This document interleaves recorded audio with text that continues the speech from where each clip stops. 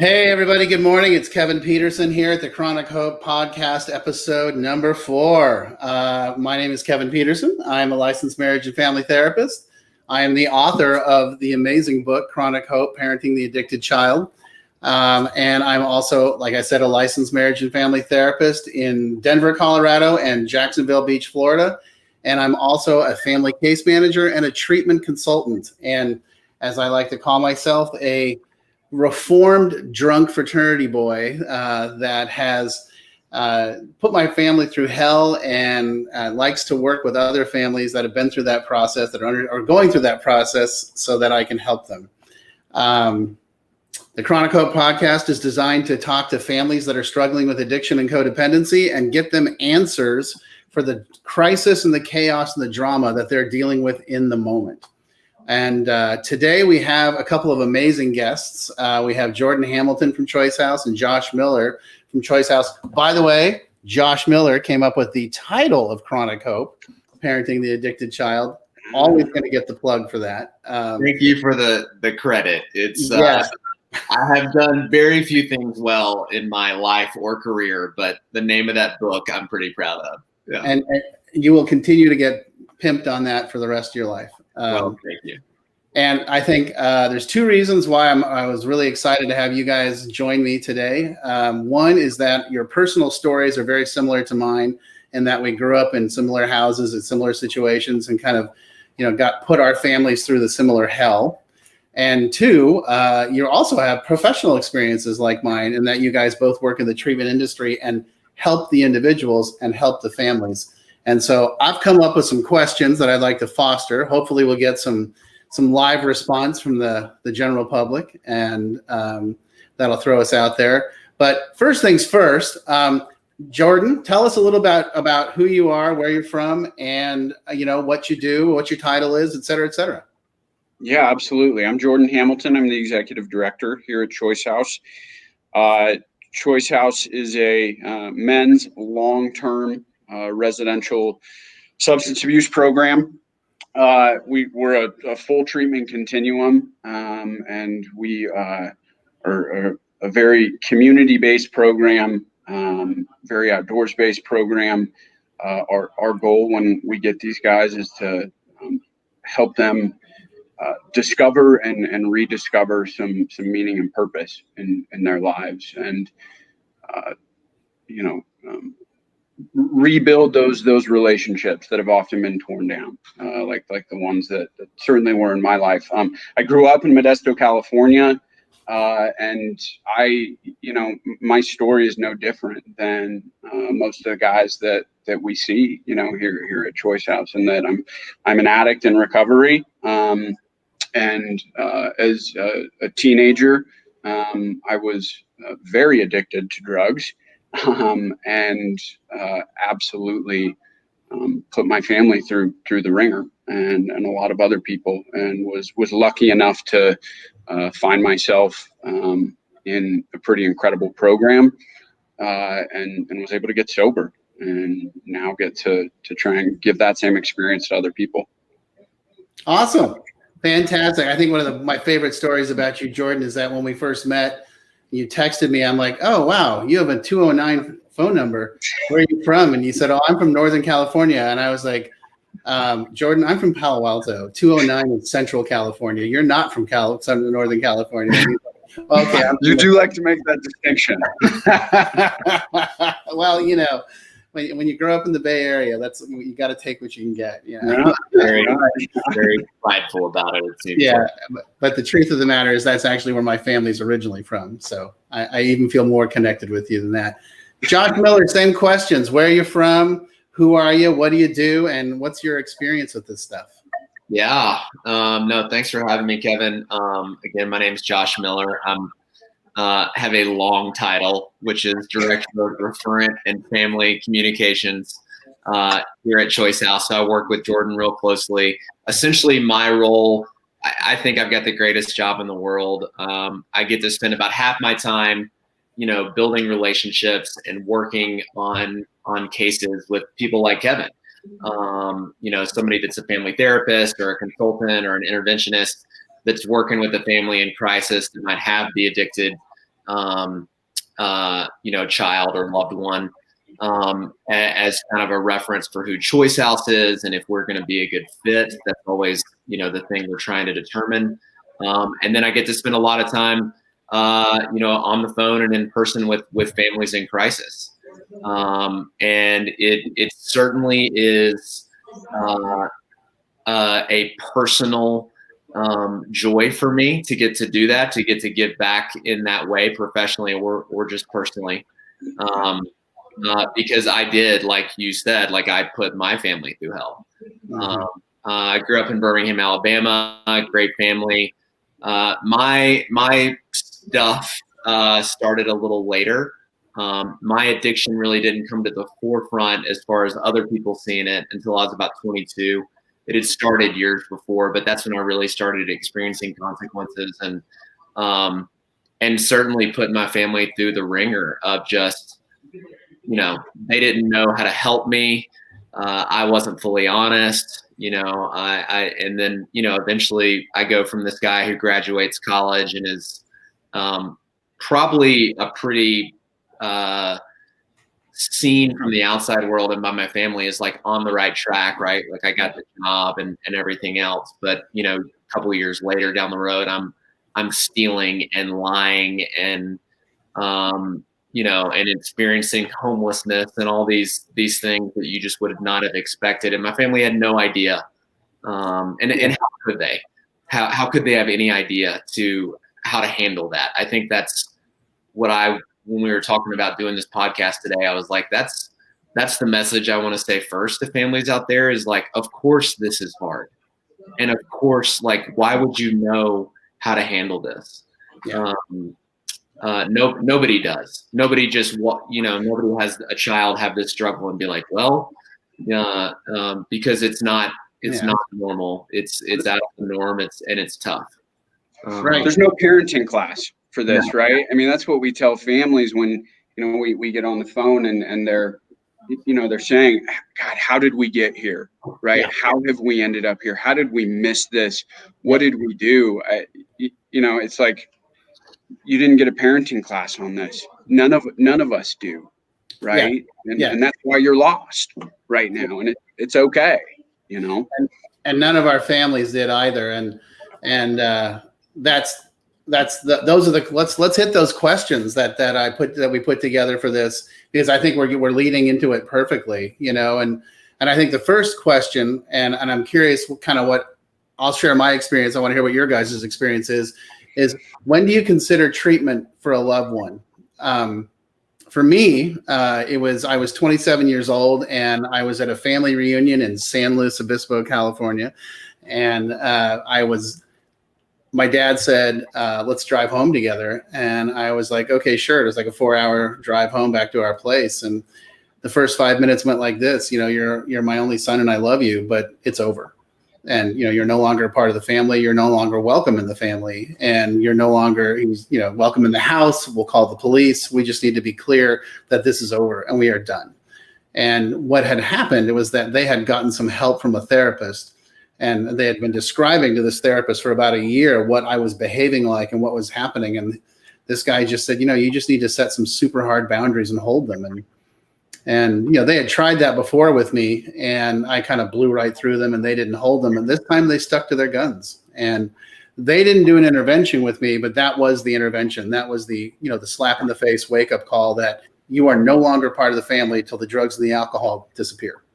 So that's how it started for me. What about you guys, Jordan? Yeah. So, definitely kind of on the opposite end of the spectrum. You guys know this because you know my story, but the first time that it was clear to my family there was a problem. So we were on a camping trip. My older brother and I, my younger siblings, it was a boating camping trip. And my dad found a gram of black tar heroin, right, in my bag. And some foil and, some of the other things that accompany it. And I was 13, right? Now, I have an older brother, or had an older brother, who at the time was 17, who was also addicted to heroin. Right. There was some awareness of his addiction. But I think for my dad, that was the first time he realized, holy crap, my 13-year-old is caught up in this too. Right. And that was really kind of the beginning of, almost a decade, right, of pain, trying to find treatment, in and out of jail, and my family not having ever really consulted an experienced professional, and really trying to navigate this on their own. So yeah, it was, it was a very, very, very, very painful experience, obviously, for them. And I wish that they had hopped on the phone with a Kevin Petersen or a Josh Miller, right, early on, so that they could have got that guidance on when is it time, right, to intervene. Mm-hmm. What about you, Josh? What was it like? I mean, when did your family step in, and what did that look like? Yeah. So I'll kind of tell that in two parts, because I think it's relevant to our discussion today. So I kind of said my addiction kind of came to the forefront when I was 22. At the time, I was still pretty high functioning. I had gotten this great job in Dallas, Texas, after graduating from college. But I had a $200 a day OxyContin habit at the time. Which it's really hard to pay your bills with that kind of drug habit. And so they were they knew that I was like starting to make some money and still asking for money. And so they were very curious. But at the time, still really funding everything without question, because I was on the right track, so to speak, from their point of view. One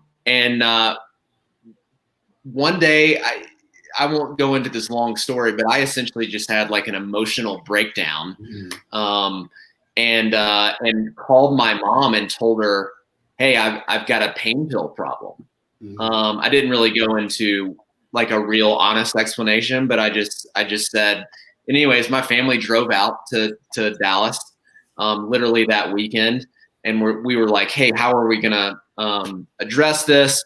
I think. One, I minimized the problem, and we went out to dinner, and I think the conclusion we came to was like, we'll have you go see a therapist. That was like the first thought.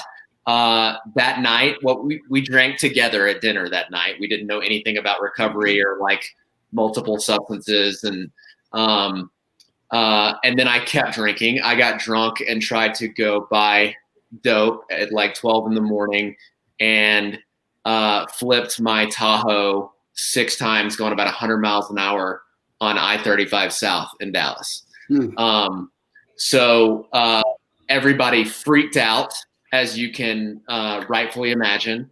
And so we said, well, I guess we got to go to treatment. Like, we need to go to treatment. And I did. I went to a good treatment center for about 28 days.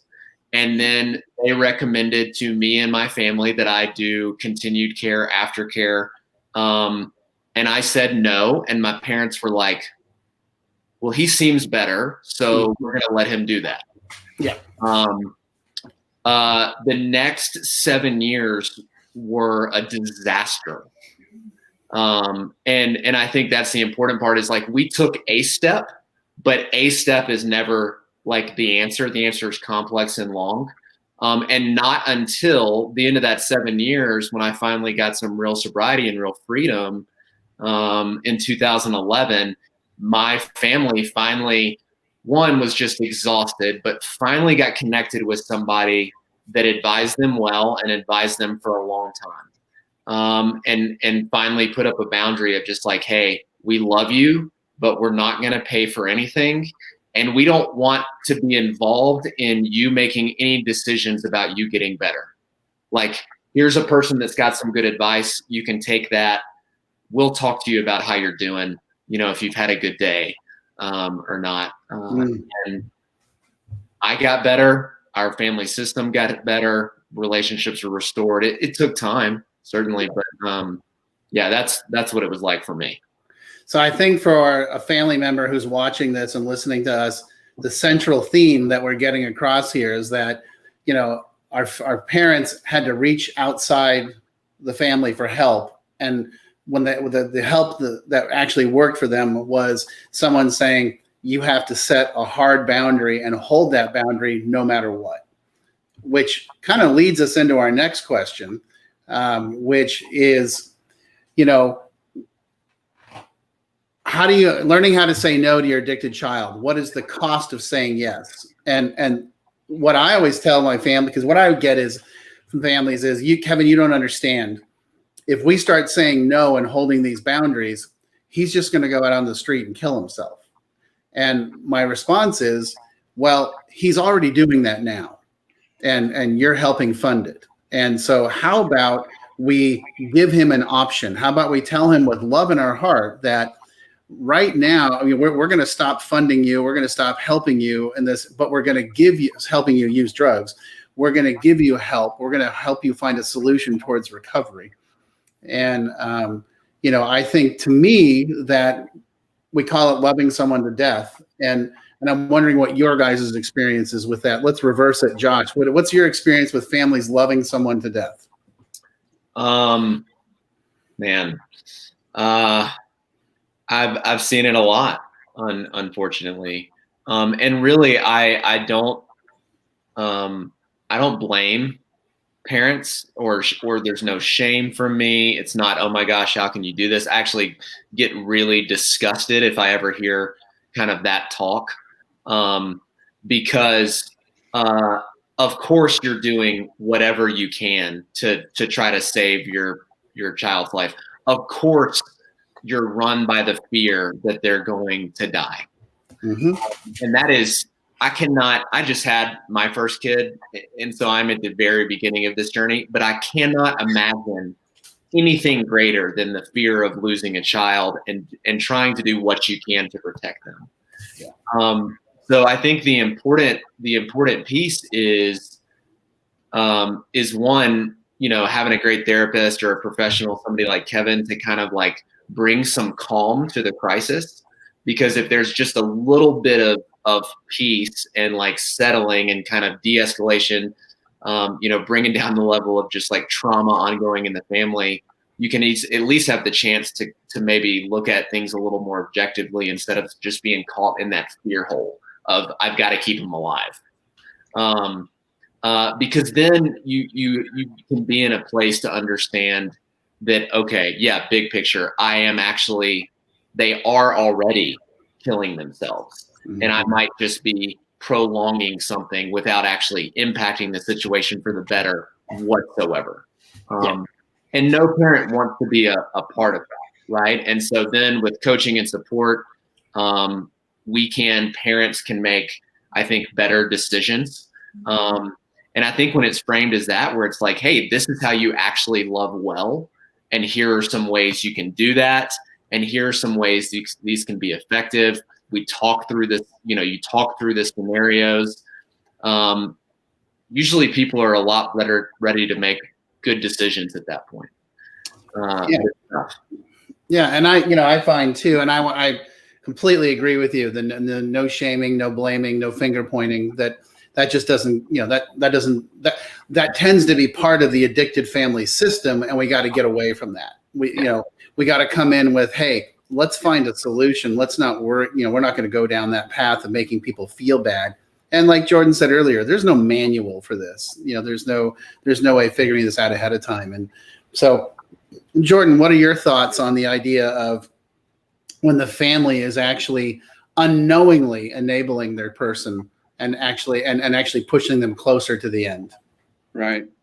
Well, I think, the first thing is that it is every family's instinct, right, to do that, right? They obviously don't have the education, right? Don't have the experience, don't have the guidance that, by saying yes, we often rob our loved one of the crisis, right, that they need to have.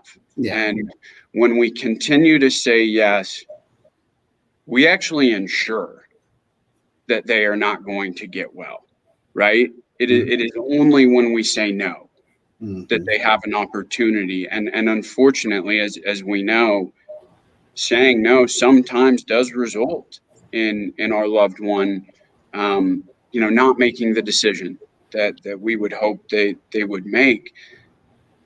But it's the only path, right? I mean, it really is the only thing that gives them an opportunity.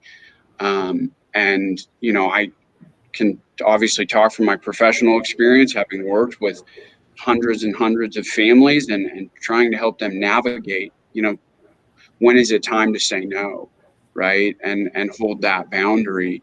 And so often we see that result in their loved one asking for help, right? Really feeling some desperation, and finding treatment, right? And ultimately finding recovery. It's a beautiful thing, right? When we see that. That's why I do this work, right? That's why you do this work. That's why Josh does it. I can speak personally. I had an older brother who, ultimately, it was very difficult to say no, and we lost him. We lost him, and it's a very complex situation that I won't spend the next 10 minutes explaining, but in my family, that boundary was never drawn, right? And we did lose him to the disease in 2018. So as you guys have, I've seen both sides of this, right? Where we watch families heal, we see them get help, we see them seek guidance, and really that's what it comes down to, is just asking for help, right? And I think, like my family, there was just this conditioning to figure it out ourselves, not involve others, right? We will figure this out, and that did not work. And as I've seen so many times, it often doesn't, right? We need help as family members. We need community. We need connection with others who are going through this, right? We need guidance and support. We don't do this alone. Our chief clinical officer, Jill Crush, she's got a saying, we don't bring BB guns to bear fights, right? And I mean, it is just so the truth, right? We have got to hit this illness with every resource that we have. Right. Absolutely. No questions asked. And I'm glad you brought up Jill, because, she's one of my absolute favorites, and I think she's does an incredible job working with families and helping the family get through their trauma and helping change the family system, because ultimately, and I know this from working with you guys and watching the way you guys operate, healing someone and then returning them back to a family system that hasn't healed and changed as well is can almost be suicidal, And all right, well, let's take a look at our third and final question. Right. Oh goodness, financial amends. When do we stop paying all this? This is the family asking. When do we stop paying all the bills? And when is it reasonable to believe that we might get paid back? So my thought process here is, obviously we're talking about somebody that's been sober for a bit, working the steps, getting their life back underneath themselves. And I find I get this question from families where their loved one, the addict, is in an aftercare program, probably a sober living environment and that sort of thing. And they're working or going to school, and the family's like, okay, so I'm paying the rent, I'm paying for the therapy, they're going to work, and this weekend they're going to go get a tattoo. So I'm a little uncomfortable with that, and I'd like to know when I can start saying, hey, I'd like you to start contributing. All the families I work with say the same thing. I'm not looking for a check for $20,000. I'm looking for, when can I start taking it? When does mom and dad start to come down and the individual start to come up? And I know for myself, when I got sober, my sponsor got me into the amends part, and he was like, look, I know you don't have that kind of money to hand over checks today. He goes, but I want you to start writing checks for $5 or $10 a month just to get the process started and take the integrity. So that's my experience. What's your experience, Josh? Yeah, this is a tough question. Tough, it's important. Tough because there's not like, oh, it's 3 months or 6 months. Like, but it is an important question. And what I think about the most, and this is where somebody like, Kevin can be a great resource, or hopefully a good program like Choice House when those parents come up, is facilitating a healthy conversation between the individual, that's recovering and the family. Right. I think because this is a hard topic to talk about, oftentimes it doesn't get talked about until it comes out sideways, where there's like, well, I've spent so much money, and then the person feels really crappy again. The person's probably really aware that there's been a lot of money spent, and probably feels bad about it, but maybe just isn't addressing it. And certainly, like, there is, as far as like step work, there's a process through which we make amends, which is really beautiful. That certainly was massively impactful in my life. I will say that personal responsibility is without question an integral part of the recovery process. And especially as we get into that transitional phase, the sober living phase, when you're re-engaging in the quote unquote real world. But every case is different. So once again, you need a guide, and you need support, and then you need a plan. And all that just needs to be communicated really well. I remember when I was in sober living, I was 28. A lot of the guys were a little bit younger. I had this, extensive treatment history, and I had the ability, I guess, or work experience to work a little more. And there was a rule at the program I was at, that everybody takes 30% of their paycheck and it goes towards their bill at sober living. And when I did my intake, they said, Josh, for you, it's 75% of your paycheck. And I was furious. And then they kind of explained it, and we actually renegotiated down to 50%. But that was so great for me to get to be able to contribute back in some way. And then I remember, after I had made amends for my dad, I owed him all this money, and he had told me that he sold my car to pay for treatment, and that was not true. And he wanted to give it back to me. And I remember sitting in a family session with my therapist and my dad going, like, I don't want the car. And then the therapist being like, Josh, it's okay to still like receive help. Like, your guilt doesn't prevent them helping. Like, are you not doing what you said you would do? And so I tell that story just to say there's an example of like both a give and take, but it was facilitated by like really good communication and good planning. But without question, personal responsibility is going to be important. Well, and it goes to the old adage of, how do you, like you said, how do you build self-esteem? But you do it by doing self-esteemable things, and paying your tab or paying your bill is part of that process. And when a lot of times when I engage with the families, I'm like, look, I get where you're coming from, and I get that you feel like you need to continue to pay his way so that it's not going to threaten his sobriety. I said, but sobriety is only a part of what we're doing here. It's like you said, the personal responsibility piece is huge, and we have to let him start going down that path and learning how to deal with things like that. Jordan, Jordan, what's your experience with the financial amends side, personally and then professionally? Personally, well, I just echo both of your comments, right? Personally, there had been a lot of money spent on treatment, right? The college fund ended up being a treatment fund, right? For both my older brother and I. And I'm super grateful that in early recovery, right, as I got my first job and started to develop some independence, at that time, my parents were being guided. My father particularly was being guided by a professional, and he slowly and gradually started to give me that gift of independence, right? And I think we see it go a couple ways, right?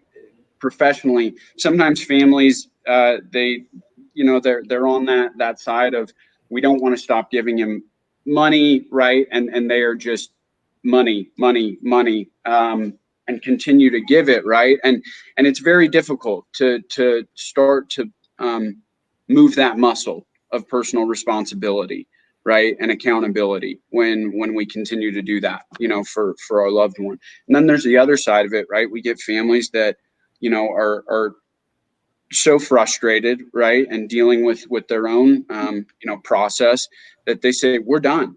Once he gets to sober living, once he completes your residential program, we're not giving him another dime, right? And that's where, as professionals, we have to help guide, right, that, hey, there's an investment being made here, and we have to continue, right, and support him so that he can continue to grow. That does not mean enable, right? I think at Choice, we really see money as a vessel, right, to support recovery, and that's how it should be treated. That's it, right? It's not a privilege, and it's also not something that we shouldn't have to beg.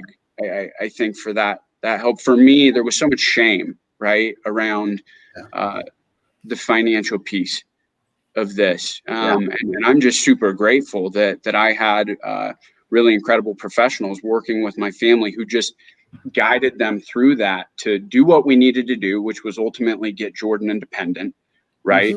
But do it in a healthy way that continued to build me up, right, as a young man in recovery. So that's my personal experience with it. And like Josh said, we do have to handle it case by case, because every case is a little different, and this is where families really have to lean on the team, right, and the folks that are boots on the ground with their loved one, and consult, right, what does make the most sense for him, and how do we go about it, and how do we hold him accountable, and how do we hold you guys accountable? Yeah, exactly. Fantastic. Great answers, guys. This has been great having you guys on here. Hey, what's new at Choice House? What's going on around there that people need to hear about? Well, I guess what comes to mind just immediately, we last week just opened another structured sober living home in Louisville. I think this is our 11th structured sober living home that we have, and this particular home is dedicated to our men that are in the third phase of our program. Just as they really kind of go out, right, on their own and complete our continuum. This is one more home for guys that are in that phase, which we're super excited about, because our sober living home. You can't bring him out and expect me to stay focused. Yeah, that's not fair. He just popped in to say hi. So you got you have your 11th sober living home. Yeah, and then secondly, we're accepting insurance across our full continuum at this point, and able to work with families to just ease, trying to ease the financial burden of treatment. So those are a few things we're super excited about. Josh, you got anything? I would just add, we've we're able to do COVID testing, and we're still taking a ton of precautions there. But I am really excited to announce that our next family intensive, you mentioned Jill Krush and the amazing work she does with our families. I really believe she is one of the best in the entire country at what she does. we are going back to in person for our next family intensive. So I think we've done an incredible job utilizing technology like this, but there's something about having that family unit together for healing that is just incredibly powerful. And so really excited to have some families back out. We're going to obviously take every precaution and socially distance and be careful. But this is important work. We're treating another deadly disease. And so to have those families come out and get to experience that, I'm really excited about. Yeah. And you briefly mentioned that there's a new addition to your family. Yeah. Elaborate. Yeah. So my wife and I just had our first, a little boy named Taylor. He was 3 weeks old on Wednesday. So we are tired and super, super happy. It is a gift of recovery that I like have a wife and a house and just had a kid and get to show up for. I mean, those are the gifts of recovery. I'm super grateful. So fantastic. All right, guys. Hey, really appreciate your time. Really appreciate your insights. I'm a huge fan, obviously, of Choice House. I'm a huge fan of you guys individually and of Jill. And I think the work you guys do is amazing. Just so everybody's clear that's watching and listening, you guys do everything from residential level of care to PHP to IOP. Is that correct? Yeah, we have the full continuum. So the way we're set up is more long-term residential, which isn't around much anymore. I mean, we are true 90-day plus on our residential side. We really believe in that model. And then our transitional program is certainly tiered throughout, and that's sober living paired with intensive outpatient and wraparound services, life skills development, to really get our young men ready to launch. But it is outside of detox, we have the full continuum, and we like to be and are built to be a long-term home for a young man, potentially 9 to 12 months. Awesome. All right, guys. Thanks a lot. Hopefully we'll be seeing each other soon, and really appreciate your time. Yeah. Thanks, buddy. Thanks for having us. All right. Thanks, Kevin. We appreciate it. Talk to you later. Okay. Yes. Bye, guys. Bye-bye.